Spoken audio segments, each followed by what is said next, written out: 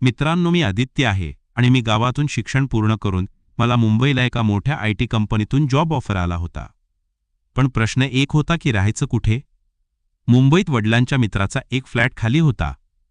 वडिलांनी माझ्या जेवणाची सोय सोसायटीत कुणीतरी काकूकडे करून ठेवली होती. त्याच काकूकडेच रूमचीही चावी होती. 2 दिवसांनी मी मुंबईला आलो आणि काकूंना फोन केला. काकू चावी घेऊन फ्लॅटाकडे निघाल्या. मी फ्लॅटच्या बाहेर उभा होतो. थोड्याच वेळात काकू तिकडे आल्या. काकूंना बघून मी भारावून गेलो. जवळपास त्यांचं वय 38 ते 40 वर्षांचं असेल. गोरा रंग आणि भरलेलं व्यक्तिमत्व. आम्ही एकमेकांची ओळख करून घेतली आणि फ्लॅट उघडून आत गेलो. त्याची अवस्था बघून मी डोक्याला हात मारला. अरे बापरे, हे काय? आता हे साफ कोण करणार?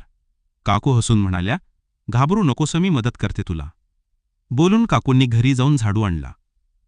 सोबत त्यांची मुलगी सुद्धा आली. तिचं नाव प्रिया. आम्ही कामाला लागलो.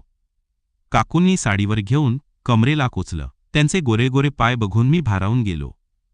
मी त्यांच्याकडे एकटाच बघू लागलो. त्यांचं भरलेलं व्यक्तिमत्व बघून मला ती हाताने अनुभव घेण्याचं मन झालं. जवळजवळ 1 तासाने आमचं काम पूर्ण झालं. काकू म्हणाल्या, चला आम्ही निघतो आता.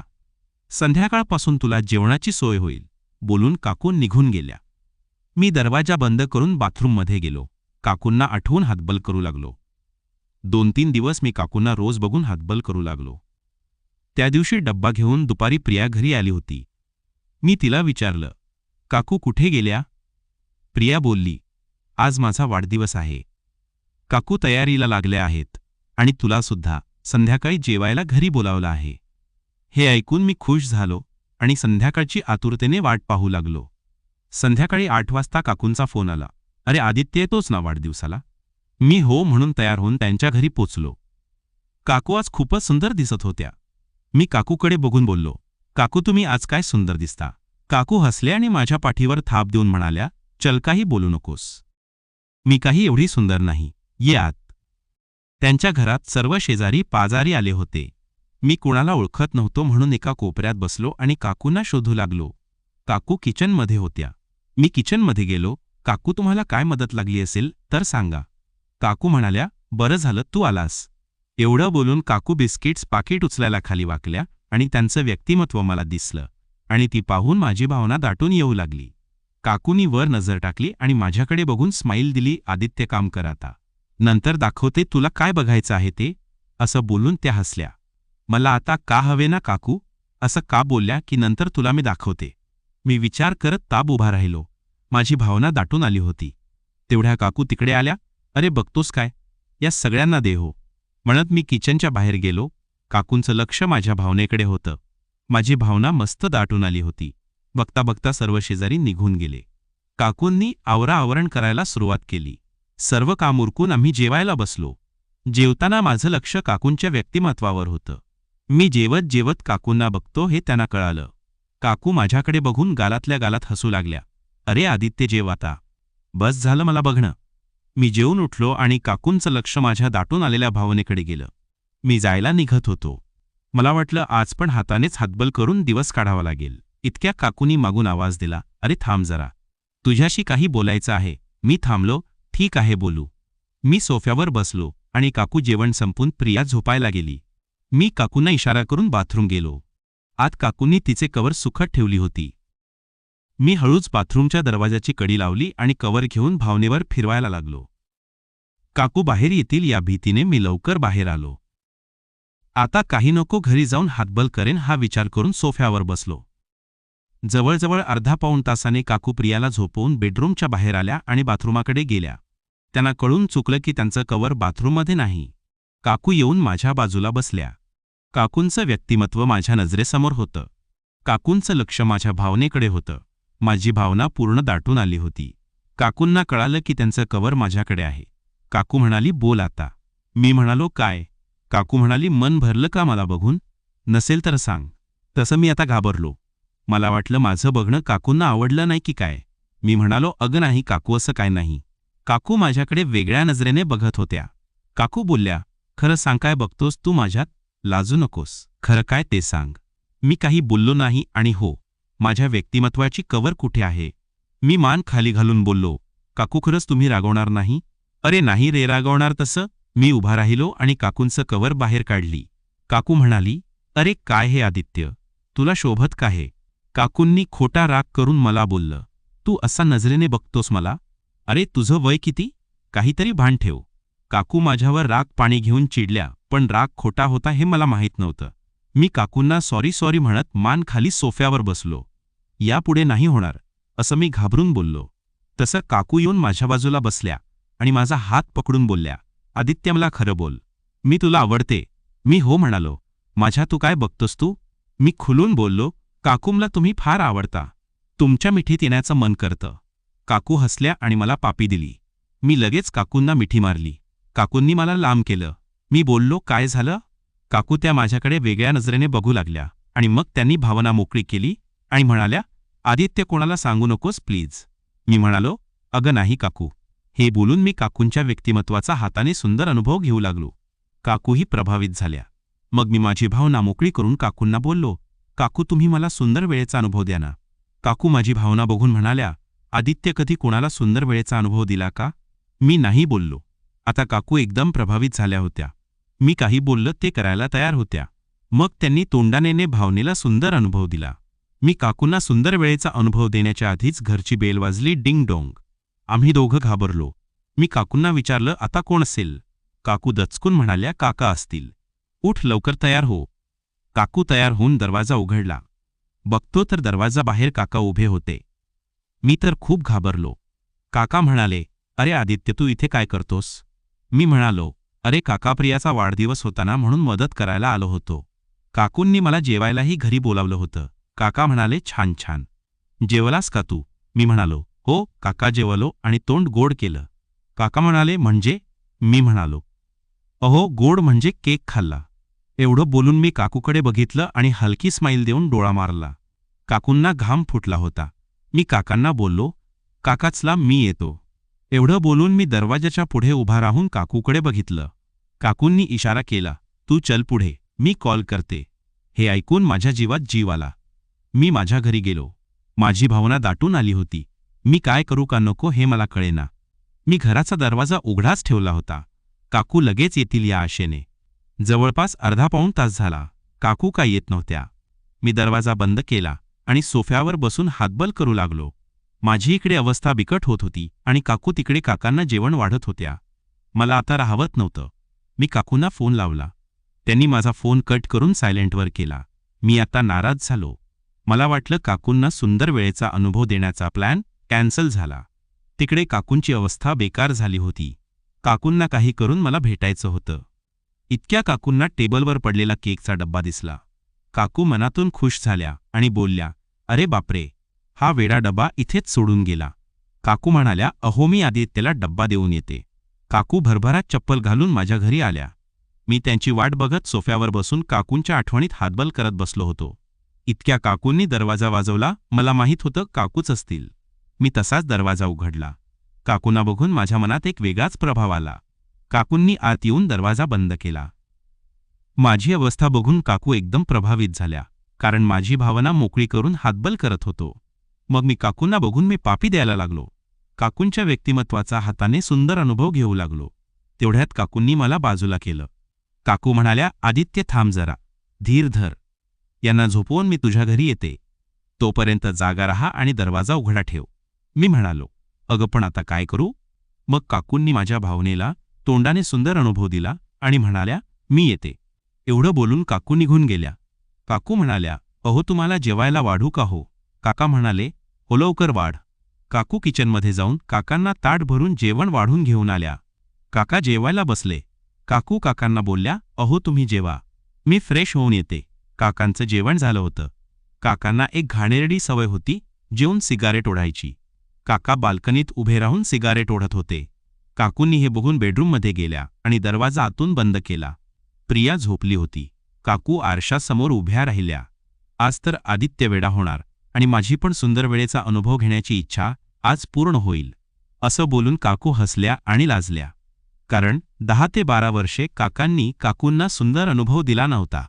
म्हणून थोड्या वेळाने काका आले आणि झोपले. काकू वाट बघू लागल्या. काका झोपले की 20 ते 25 मिनिटांनी घोरायला लागले. काकूंना वाटलं आता रस्ता मोकळा झाला. काकू हळूच उठून बाहेर जाताच काकांचा फोन वाजला. काकूंनी कपालाला हात मारला आणि खाटेवर झोपल्या. काकांचा डोळा उघडला. काकांनी फोन उचलताच ते झटकन उठून बसले. काकू घाबरल्या. अहो, काय झालं? का उठलात? काकांनी फोनवर बोलून फोन ठेवला. काकू म्हणाल्या, काय झालं हो? काका म्हणाले, काय नाही, मित्राचं ॲक्सिडेंट झालं. काकू म्हणाल्या, कसं?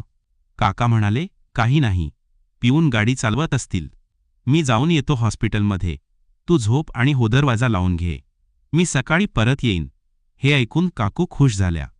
काकूंनी काकांचे कपडे काढून दिले. काका कपडे घालून निघाले. आता काकूंना रान मोकळं झालं. काकू फोन घेऊन बाल्कनीत आल्या. काका सोसायटीच्या बाहेर जाताच काकूंनी मला कॉल केला. आदित्य, घरी ये लवकर आणि तुझं घर लावून ये. हे ऐकून मी लगेच घर बंद करून काकूकडे आलो. काकूंनी दरवाजा उघडाच ठेवला होता. मी लगेच आत आलो आणि काकूंना मिठी मारली. काकू, अरे हो, आधी प्रिया झोपली का बघू दे, तू बस, मी येते. काकू बेडरूममध्ये गेल्या. प्रियाला झोपलेलं बघून काकूंनी दरवाजा बाहेरून बंद केला आणि माझ्या बाजूला येऊन बसल्या. मला आता काय करू काय नको असं झालं. काकूंनी मला मिठी मारली आणि पापी द्यायला लागलो. अर्धा पाऊण तास आम्ही हेच करत होतो. काकू उठल्या आणि बोलल्या, तुझ्यासाठी एक सरप्राईज आहे. मी म्हणालो, आता काय? मग काकू पूर्ण मोकळ्या झाल्या. मी त्यांचे भरदार व्यक्तिमत्व पाहून भारावून गेलो. मी म्हणालो, काकू काय दिसताय तुम्ही? माझी भावना आता दाटून आली होती. काकू म्हणाल्या, आता वेळ नको घालवू. एवढं बोलून काकूंनी मला उठवला आणि हात पकडून किचनमध्ये घेऊन गेल्या. किचनमध्ये आधीच सतरंजी तयार होती. मी काकूंना सतरंजीवर झोपवलं आणि त्यांचं व्यक्तिमत्व बघू लागलो. काकू बोलल्या, अरे दिना, आता सुंदर वेळेचा अनुभव का तरसावतोस? मग मी माझी भावना त्यांच्या जीवनात टाकली आणि सुंदर वेळेचा अनुभव देऊ लागलो. काही मिनिटातच काकूंनी जीवनातून रंग सोडला आणि काकू बोलल्या, आदित्य, थांबू नको, सुंदर वेळेचा अनुभव देत रहा. मित्रांनो, काकूंना 12 वर्षानंतर हा सुंदर वेळेचा अनुभव मिळत होता. मग मी सुंदर वेळेचा अनुभव देत राहिलो आणि काकू मला साथ देत राहिल्या. काही वेळाने मी म्हणालो, काकू, माझं होणार आहे. काकू म्हणाली, तू थांबू नको, जीवनातच रंगाच्या पिचकाऱ्या सोड. मी गोळी घेतली आहे, पण काकूंना सुंदर वेळेचा अनुभव देत असताना रंग कधी सुटला मलाच कळलं नाही. तरीही मी सुंदर वेळेचा अनुभव देतच होतो. काकू बोलल्या, अरे आदित्य, थांब, रंग सुटला आहे. मी उठलो आणि बाजूला झालो. काकू हसल्या आणि बोलल्या, आदित्य, तुला तर खूप एक्सपिरियन्स आहे. मी म्हणालो, अरे नाही काकू, मी खूप व्हिडिओ बघितले आहेत म्हणून येतं. मग पूर्ण रात्र आम्ही वेगवेगळ्या पद्धतीने सुंदर अनुभव घेतला. मग सकाळी लवकर उठून मी माझ्या घरी निघून आलो. मित्रांनो, त्या रात्री काकूसोबत घालवलेला सुंदर वेळेचा अनुभव माझ्या मनात कोरला गेला. पण त्या रात्रीनंतर काहीतरी विचित्र घडायला सुरुवात झाली, ज्याने माझं आयुष्यच बदलून गेलं. मी त्या रात्री माझ्या फ्लॅटवर परतलो. सकाळचे 5:30 वाजले होते. सूर्य बाहेर यायला तयार होता आणि माझं मन अजूनही काकूंच्या आठवणीत रमण होतं. पण त्या क्षणापासून माझ्या आयुष्यात एक रहस्यमय वळण लागेल असं मला स्वप्नातही वाटलं नव्हतं. मी घरी पोचलो, दरवाजा उघडला आणि आत येऊन सोफ्यावर कोसळलो. माझी अवस्था थकलेली होती, पण मनात एक वेगळीच ऊर्जा होती. मी फोन हातात घेतला आणि काकूंना मेसेज टाकला. काकू, काल रात्र अविस्मरणीय होती, पुन्हा भेटूया ना? पण काकूकडून काही रिप्लाय आला नाही. मी थोडा अस्वस्थ झालो, पण विचार केला, कदाचित काका घरी असतील म्हणून त्या मेसेज बघायला वेळ मिळाला नसेल. मी फोन बाजूला ठेवला आणि डोळे मिटून त्या सुंदर अनुभवाच्या आठवणीमध्ये हरवून गेलो. सकाळी 9 वाजता माझी झोप मोडली. माझ्या फोनची रिंग वाजत होती. मी डोळे चोळत फोन उचलला. समोरून काकूंचा आवाज आला, पण तो घाबरलेला वाटत होता. आदित्य, तू घरीच आहेस ना? कृपया सांग, तू कुठे आहेस?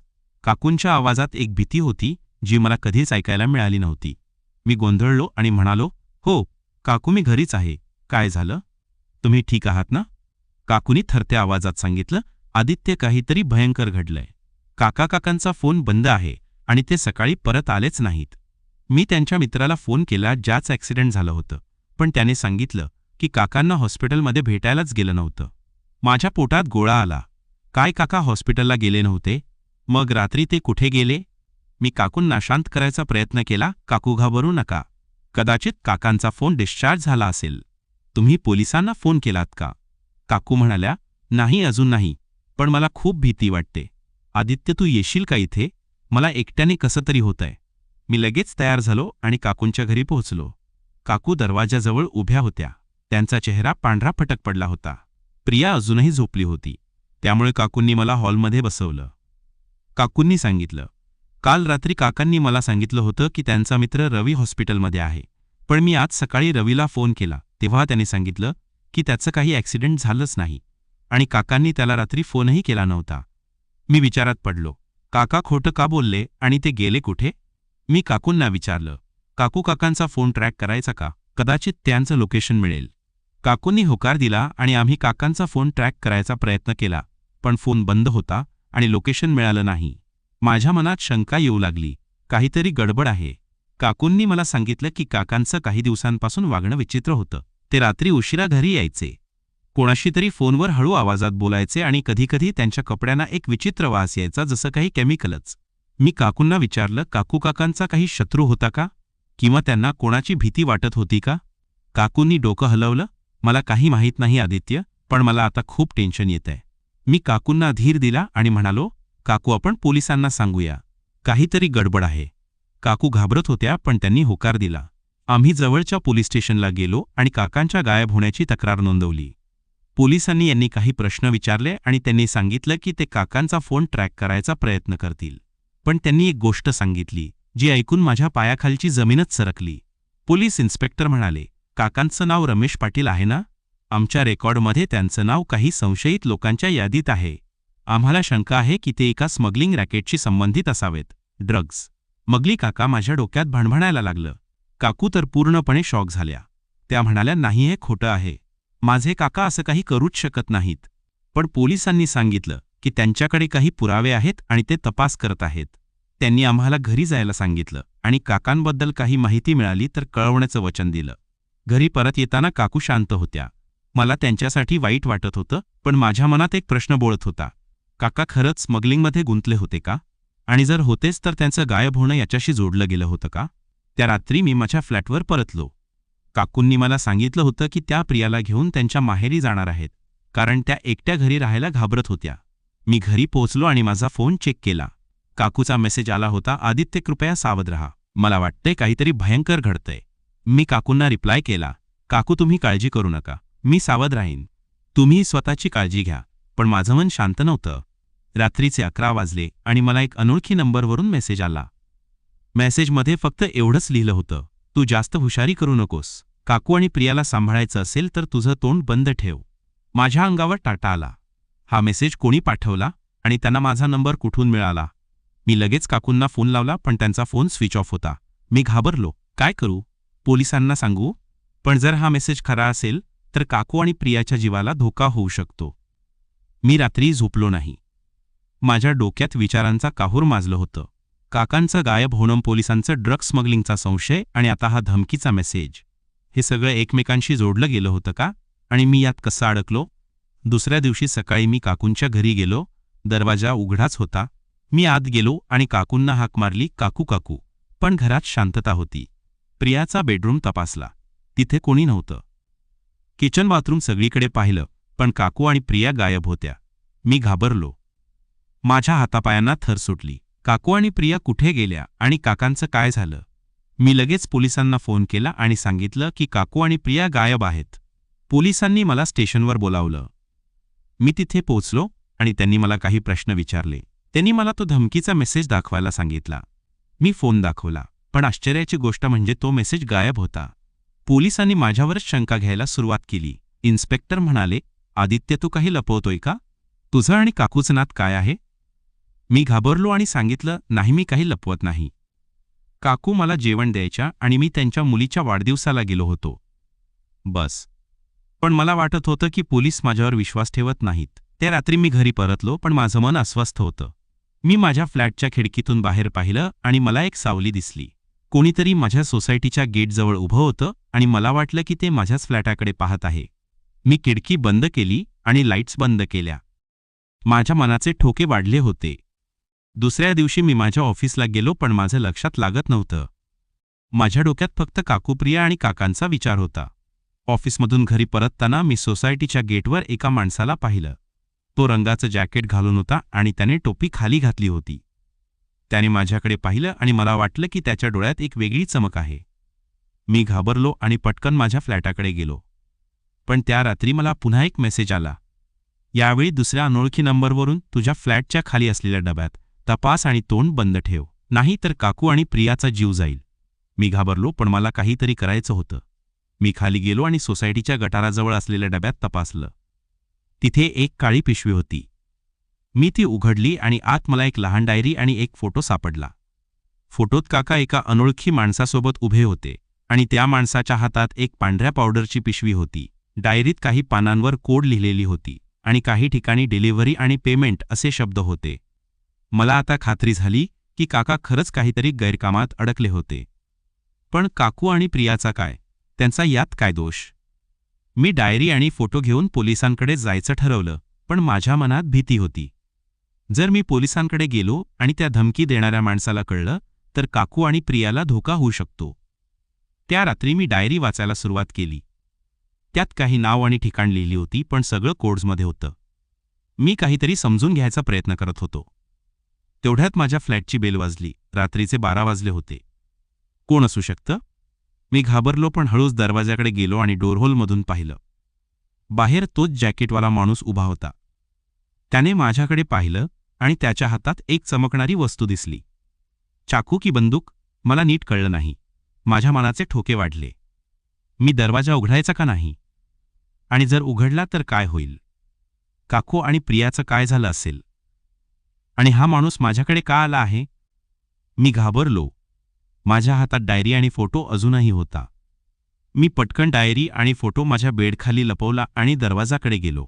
मनात धडधडत होतं, पण मी हिम्मत करून डोरहोलमधून पुन्हा पाहिलं. तो जॅकेटवाला माणूस अजून तिथेच होता आणि त्याच्या हातातली चमकणारी वस्तू आता स्पष्ट दिसत होती. ती एक चाकू होती. माझ्या मनावर काटा आला. मी हळूच माझा फोन हातात घेतला आणि पोलिसांना कॉल लावायचा विचार केला. पण मला काकू आणि प्रियाची काळजी वाटत होती. जर मी पोलिसांना बोलावलं आणि त्या माणसाला कळलं तर कदाचित त्या दोघींच्या जीवाला धोका होईल. मी शांतपणे विचार केला आणि ठरवलं की आधी या माणसाशी बोलून पाहतो. मी हळूच दरवाजा उघडला, पण चेन लावलेली ठेवली. कोण आहे? मी थरत्या आवाजात विचारलं.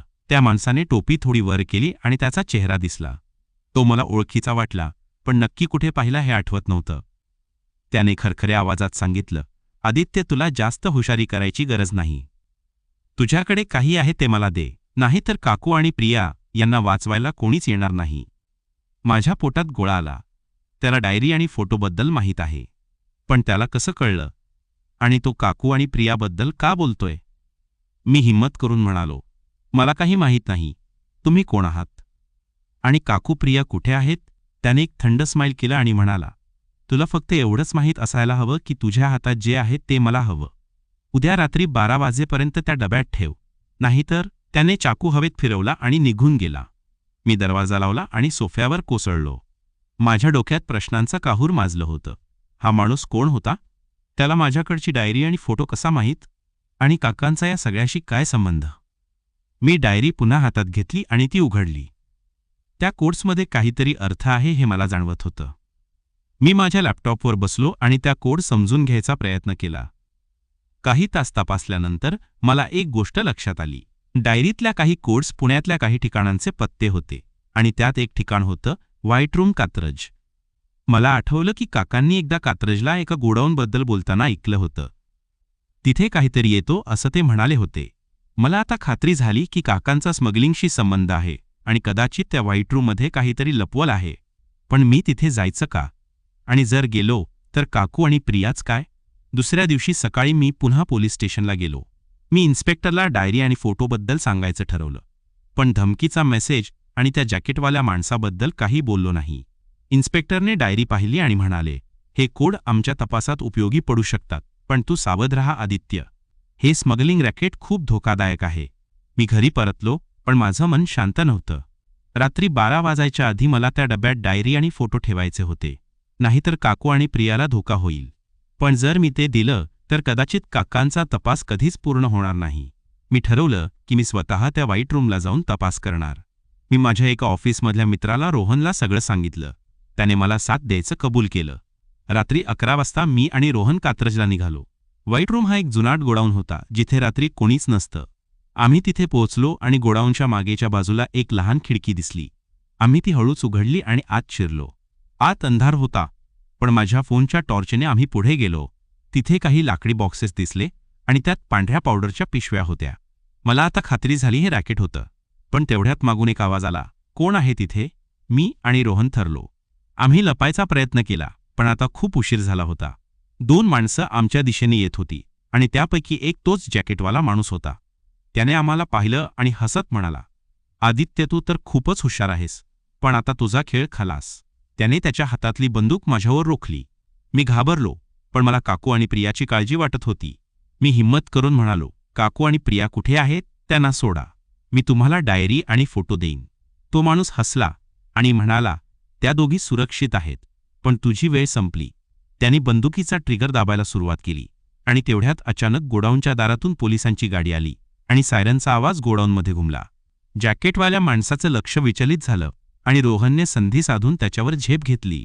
मी पळत जाऊन एका बॉक्स मागे लपलो. पोलिसांनी त्या माणसाला आणि त्याच्या साथीदाराला पकडलं.